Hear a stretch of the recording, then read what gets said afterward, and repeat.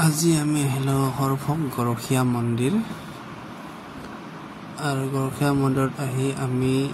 এনেকৈ ভিতৰত প্ৰৱেশ কৰিলো আৰু ইয়াতে হাত মুখ ধোৱাৰ জায়গা আছে আৰু ইয়াতে হাত মুখ ধুই আমি ভিতৰ ফালে গলো ঠাণ্ডা হয় গৰমৰ দিনত বহুত ভাল লাগে ইয়াত বহুত বতাহ মাৰি থাকে আৰু এখন হল ফুলৰ বাগিচা হয় ইয়াত ৰাধা কৃষ্ণ শ্ৰীকৃষ্ণ ইয়াত আছে মূৰ্তি আছে আৰু আমি ভিতৰ ফালে সোমালো ভিতৰত সোমাই এইখন প্ৰথম দুৱাৰ ভিতৰত পূজা পাঠ কৰি ইয়াৰ ভিতৰত চাকি জ্বলাব নোৱাৰে চাকিটো বাহিৰত জ্বলাব লাগে সেইকাৰণে আমি ইয়াত প্ৰসাদখিনি দি আমি বাহিৰৰ ফালে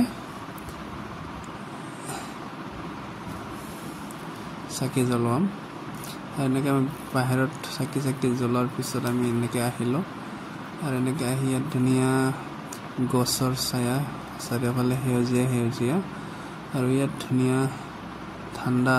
মানে বহুত ধুনীয়া বতাহ মাৰে আৰু এই কেমেৰামেনে ক'লে ফটো উঠা আমি ক'লে ফটো নুঠিম আমাৰ বহুত ফটো আছে আৰু এনেকৈ অলপ আগুৱাই গ'লে এটা মন্দিৰ আছে মন্দিৰটো দেখুৱাম কিহৰ মন্দিৰ অলপমান আগুৱাই যাব লাগে তাৰপিছত এনেকৈ ধুনীয়া গছৰ ছাই আছে আহি এইটো হ'ল শিৱ মন্দিৰ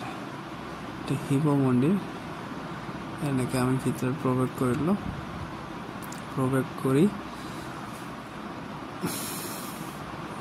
এনেকৈ ইয়াত প্ৰাৰ্থনা কৰিলোঁ প্ৰাৰ্থনা কৰি আমি ধুনীয়াকৈ আমি প্ৰাৰ্থনা কৰিলোঁ ইয়াত পুৰণা মন্দিৰ হয়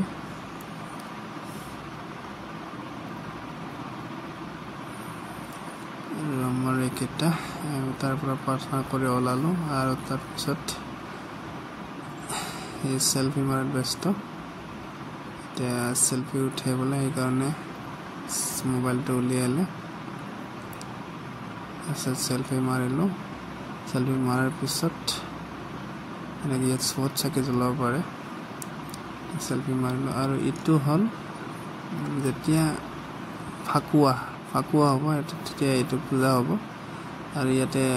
আপোনালোকে চেলফি ফটো উঠিব পাৰিব এইটো আমাৰ চবচে ওপৰত যাব এতিয়া তাত ফটো উঠিবৰ কাৰণে ইয়াত বহি ল'ব এতিয়া বহিব ফটো উঠে একপি ফটো মাৰিলোঁ ইয়াত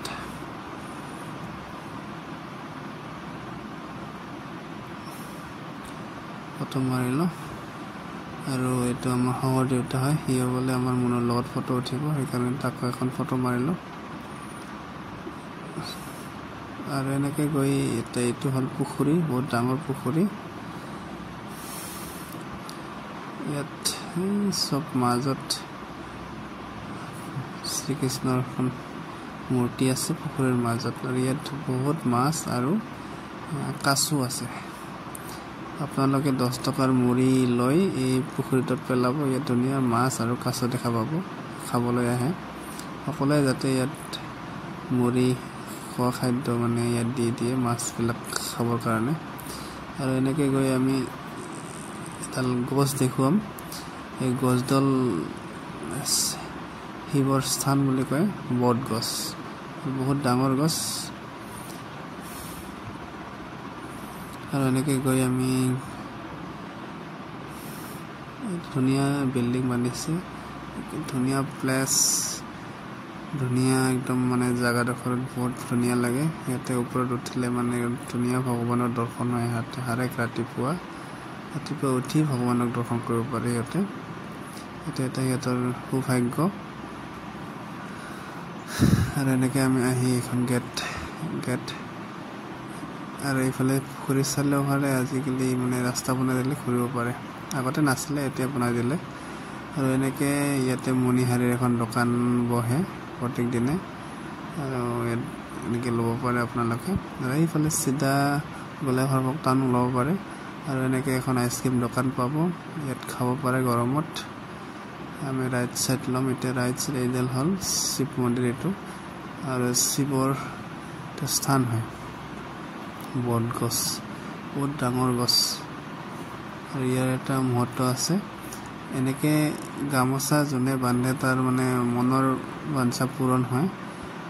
মনৰ কামনাবিলাক পূৰণ হৈ যায়। সেইকাৰণে সকলোৱে মানে ইয়াত গামোচা বান্ধিব আহে। এনেকৈ গামোচা বান্ধে আৰু ইয়াতে চেলফি উঠে। আৰু এই গছডাল হৈছে,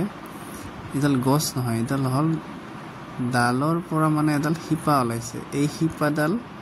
এই শিপাডাল ডালৰ পৰা ওলাইছে আৰু আহি ইমান ডাঙৰ শিপা আহি ই মাটিৰ এনেকৈ তলত সোমাইছে। এনেকা লাগে যে এডাল গছ হয়, গছ নহয় কিন্তু এডাল ডাল হয়, ডালৰ শিপা হয়। শিপাডাল এনেকৈ মানে যেনেকৈ আমাৰ ল'ৰাবিলাকে তাৰ বাপেকক মানে ছাপোৰ্ট দিয়ে, সেনেকৈ এই গছডালেও এইডাল গছক মানে ছাপোৰ্ট দিছে শিপাডালে। আৰু এনেকৈ ইয়াত ঠানিবিলাক বহুত দূৰত মানে গুচি গৈছে, এনেকৈ বাঢ়ি এইটো মাটিত লগাৰ কাৰণে ইয়াত এটা ছাপোৰ্ট দি দিছে মাটিৰে। এনেকৈ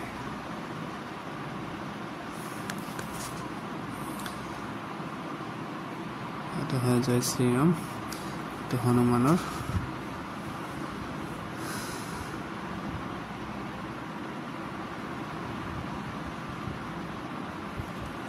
শ্ৰীৰাম জয় হনুমানৰ পূজা আমি কৰিলোঁ। হনুমানৰ পূজা কৰি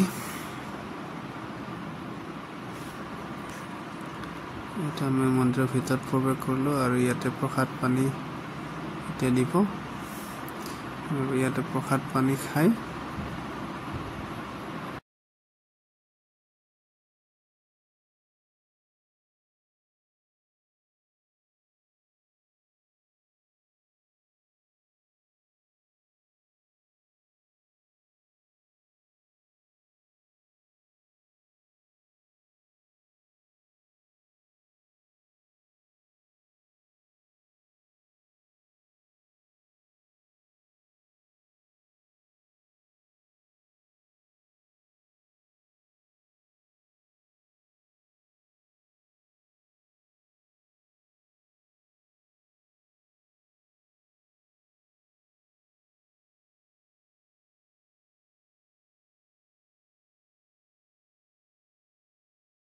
ইয়াৰ গানটো শুনি আমি এনেকৈ ফটো উঠালোঁ। এনেকৈ ফটো উঠি আমি আজিৰ পৰা বিদায়।